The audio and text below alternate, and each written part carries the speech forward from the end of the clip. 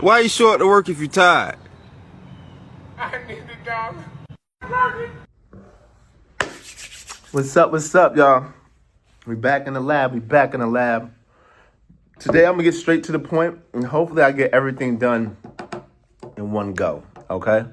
But I've been watching online like a lot of videos of like this trending videos of is all what we do is live to pay bills? Is that it? That's what my whole life is about? What's going on, right?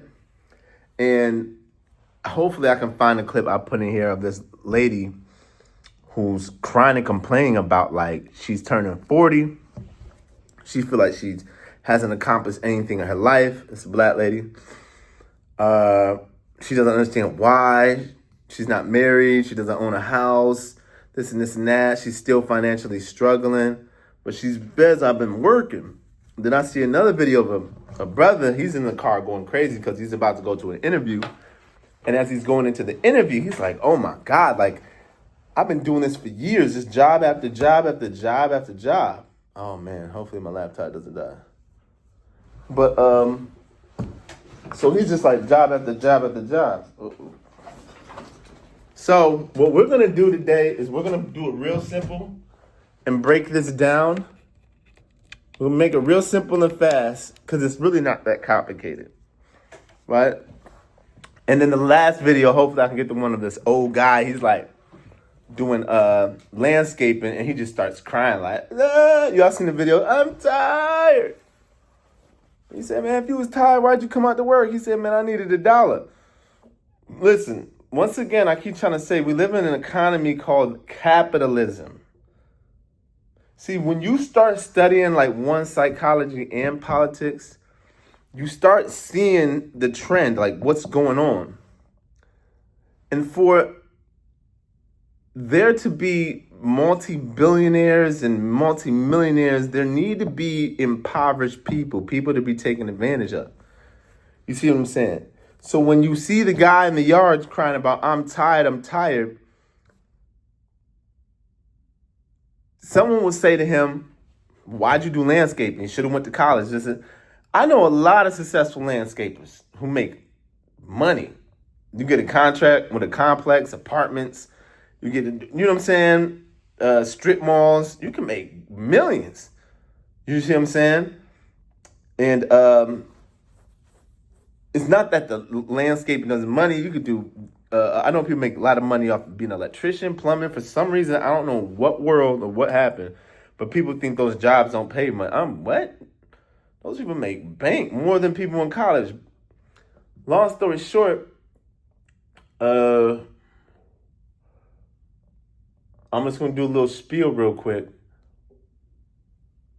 The problem is with that guy, right, who's doing landscaping. It's not necessarily he's lazy. Man says, I'm tired. Look like an older guy. He's ready for retirement. The thing with him is not really a him problem. So if you find yourself, right, you've been busting your ass and you find yourself in a place where you're like, why am I not as where I want to be? And like I said, this page is mainly for black men. You have to understand this isn't a you problem. This is a us problem. Us as black men, we do not practice group economics. I'm tired of working, man. I don't know about you, but I'm tired of going to these jobs. It's not even about my particular job. It's not about any job I've had. I'm just tired of the whole job system. I'm tired of this understanding or this belief that we have to go to work 5 to 6 to 7 days a week to barely afford to eat. I mean, who made these rules? Why do we do these things? Who made it to where someone told us, yeah, 40 hours a week or more, you're going to make this amount and you're going to work this difficult. You're about, 65, and then you're going to retire and maybe barely have a fucking enough to actually survive. And then guess what? In about 2 or 3 years, you're going to die, or you're going to die before you even fucking hit 65. My dad retired at 59. That's what we're going to get into. We're going to get into group economics. Let's bring some of this up. We're going to get into group economics. Okay? Let's get into it. I ain't gonna clear the whole board, but whatever. Okay, so we're just gonna run through some of this real quick because I need y'all to stop being so upset at yourselves for not being where you want to be. And I need you to understand we all aren't where we're supposed to be. How do we come from the richest continent on planet Earth, but we're the ones struggling the most no matter where you are from? So anyway, this write down the words. My handwriting is terrible. Let's start with group economics, right? This is the reason why you're waking up every day, going to a job you hate. You know what I'm saying? Right? And what is group economics? Group economics is pretty much a community who puts all their resources in one, right? Let's say community resources. And when we say resources, can people see that? I need to get a better camera real soon. I got a better camera, but I just don't feel like carrying it. But it's the group economics. That means, right? That means whatever you have, if it's a skill, if it's finances, connections, everyone takes as a black man, you take those skills and you put them together, right? You don't spend $1 outside of your community, period. Black people talk about this all the time. That's the reason why I say Europeans and Caucasians, you got to hand it to them. One thing about a Caucasian, they not spending $1 with one black face on, they not doing it. I used to work with some Mexicans. We have an hour break. Then we go get some Mexican food. And I said, where are you getting that from? Like, I don't see any Mexican places around here. And they was like, oh no, I drive all the way to this other side of town. I said, hold on. So you got an hour break. It takes you about how long to get there? Like 15 back, you know what I'm saying? I said, so you spend half your break just driving? Because they're mentally programmed already, oh, that's my food, right? In our communities, you're going to see a Burger King, you're going to see a Chick-fil-A, you're going to see American Deli, a Chinese restaurant. And what's so disrespectful about these companies, right? They'll be owned by Arabs. It's one thing if they were just like doing, but they don't even hire nobody from the community. You go into a Chinese store, you don't see no black person in there working. They might have a dope fiend in the front sweeping the yard, the front, like clean the trash up. You know what I'm saying? But they ain't letting no brother behind the cash register. What? No. They got their son and nephew doing that, or the dad's doing that, the mom. They don't even hire nobody in the community. But you take your black ass to one of them white suburbs and open up a black restaurant. I don't care if African restaurant in general. If you're from Haiti, you from New Orleans. Have you ever seen an Indian, the one with the turban with the red dot on their face, ever shopping or eating at a black restaurant, soul food? Yeah, can I get some grits? Yeah, and I'll take the ham hocks and the sweet potato. What? Never in my life, never. But for us, we're going to have Indian. Oh, it's a great night, baby. Hey, babe, let's go get some great sushi. Yeah. Yeah, then you go all the way to their community and spend a good $400 in one night. Let's do this. Let's do this. Let's look up, let's see let's do it like this, right? Statistics show that the black buying power is about 1.9 trillion. So let's say 2 trillion. That means $2 trillion comes into the hands of black America every year. That's more GDP or more money than, I'd say, 90% of countries. That's like, it's more than any black country at this point, even in Africa. Well, let me double check that. So we're making over $2 trillion. That means you go to work, you make your 50K. I go to work, make my 50K. He go to work, he make 70K. Hey, he go to work, he probably make 20K. He go to work, he make 200, right? Now let's see, what is it that we spending our money on? Like when we make this money, right? I come home with my 50K and my family. You come home with your 100K in your family. Where is your money going? So hold on, let's write this down. We're gonna establish it. I can't even see it, but we're gonna do it anyway. So $2 trillion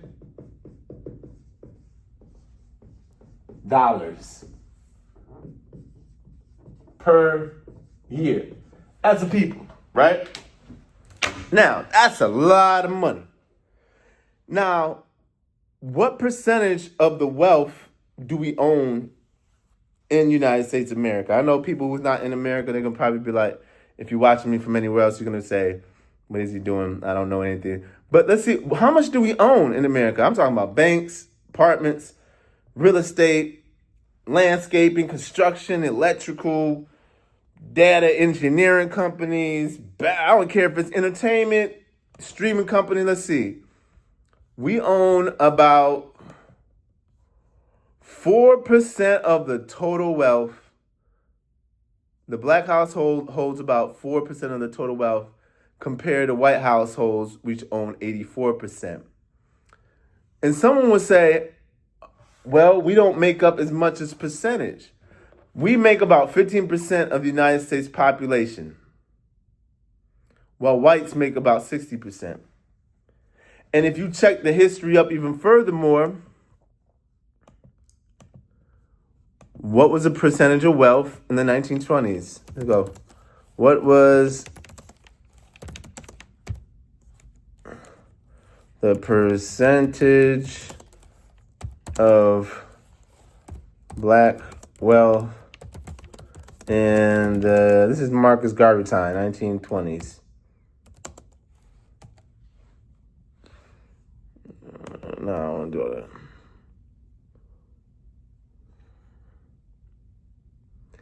10%. You see that? 2025, we own 4% of the United States of America's wealth. But we're 15% of the population. In the 1920s, this is Marcus Garvey, Messiah Garvey. This is the UNIAU.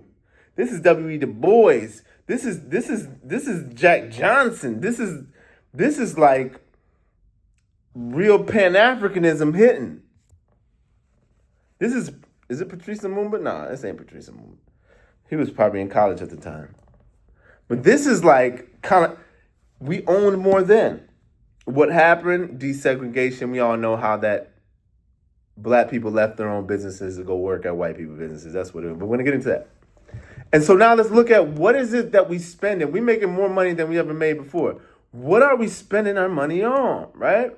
This is what us spending our money on. This is the reason why I can't stand the rappers, the Kai Cenats. I can't stand the streamers. I can't stand this whole capitalism culture. I can't stand it. I hate it. Okay, categories of notable influence. Black consumers spending holds significant power and influence in specific markets. All right, we'll just do like the first 4. Now we'll do 3. All right, beauty and personal care. Black consumers are major drivers in the industry, accounting for nearly 90%. So what are we spending our money on? What is this $2 trillion? Where is it going? Beauty supply.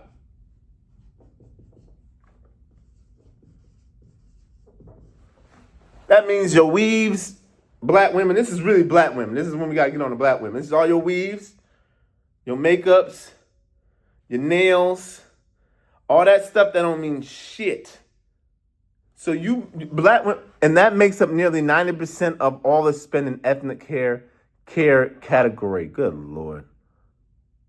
About $10.2 billion. Black women, $10.2 billion y'all spending on hair care products. If y'all went for 3 years without hair care products and just said we're gonna go natural, that's like 30, $40 billion. Or $30.6 billion. All of y'all can start your own businesses tomorrow. So all this crying in y'all Instagram cars and, oh my God, I made bills, I can't find any. But I see your whole lace front, the Brazilian bust down, your nails is shining, lip gloss, the lashes. And I'm sitting there going, well, how much is that wig? $250? I don't know how much y'all paying for this, but I guess it's a lot of money. How much is a Brazilian bust? Let's see. How much is a Brazilian bust down? Because I hear about it in all y'all girl rap songs. It can cost $130 to over $1,500. Are y'all serious? $130 to $1,000 for you to look like a white woman. That's crazy. But then that's what I say, politics and psychology. Why do y'all want to look? Why are y'all spending so much money on this? And you said the psychological aspect of the trauma that we've been through. So what's next? What else do we spend our money on? Okay, media and entertainment. Yeah. This is where the rappers have come in, huh?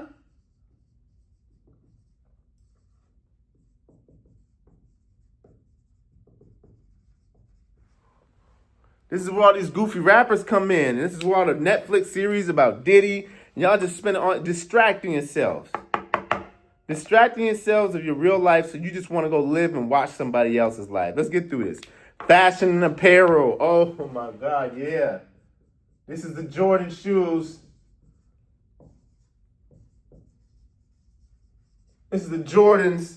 This is the Louis Vuittons and the Gucci's. And the Hermans, oh, I want that new purse, a Coach purse. Oh my God. Oh yeah. Hold on. Let's see. I haven't bought Jordans in a long time. How much are a new pair of Jordans?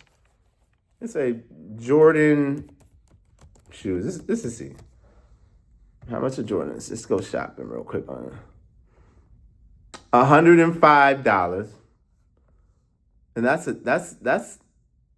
that's a woman's size. $219. 153. Oh yeah. 215. And y'all doing this what? Once every month? Fresh as hell, looking goofy, working at a Walmart. Fresh as hell. Nothing in your bank account. And then finally, what we got here? What's the last thing we spent our money on? Travel. Oh, we gotta take them trips. 145 billion a year. Oh my God. Oh my God. Let's go travel. Okay. So pretty much we just discovered where this 2 trillion is going. We're not putting it in small businesses. We're not putting it in banks. We're not trying to open up. That's the top 4 things we buying. $145 in traveling. Where are y'all going to? What it is, like I said, once again, psychology, you're trying to escape your real life. So you're taking trips and going to some fancy place where you can live a pretend life for 2-3 weeks, and then you go back to your real life. And what I'm saying is, how about we fix the real life so that you don't feel like you have to go anywhere? So you don't feel like you have to wear the newest Jordans. Come on, man. Like, y'all know this. Y'all know this. So what I'm saying is when it comes to group economics, and it's not like we don't know this stuff. There has been a lot of interference with the black community. So I understand, like, it's not been the easiest. But this right here, this quick little Google search and basic economics would tell you why we as a people, suicide rates going crazy, anxiety, alcoholism, drugs, imprisonment, we're leading all that when we're only 14-15% of the population. Because we're misusing all of this. That 2 trillion should be going into. Some the other day say, man, you got to work super hard if you want to become rich and successful.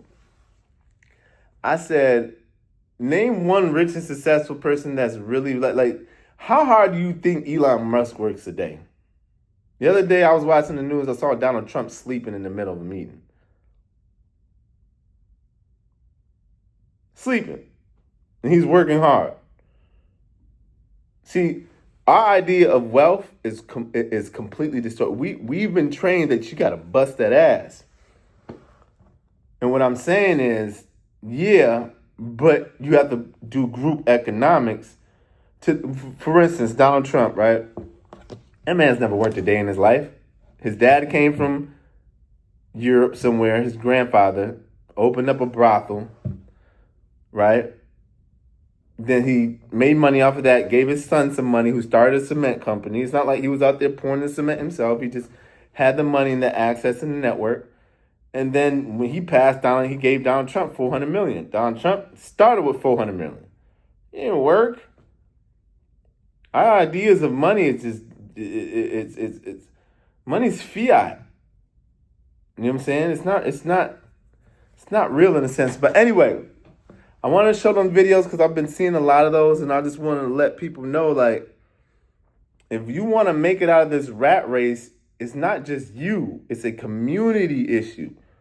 We all got to decide. We could change this shit overnight. All of us could have a house, home, and everything overnight if we just come together. You know what I'm saying? There's gentrification happening. You see these white people that buying up all the neighborhoods, buying up all the houses. Because the whole time you've been taking trips and buying all this, you never really decided to buy that house, did you? So now that white man's coming around saying, oh, okay, well, since you didn't want to buy the house, you want to go and take trips, and you know what I'm saying? We'll take that from you.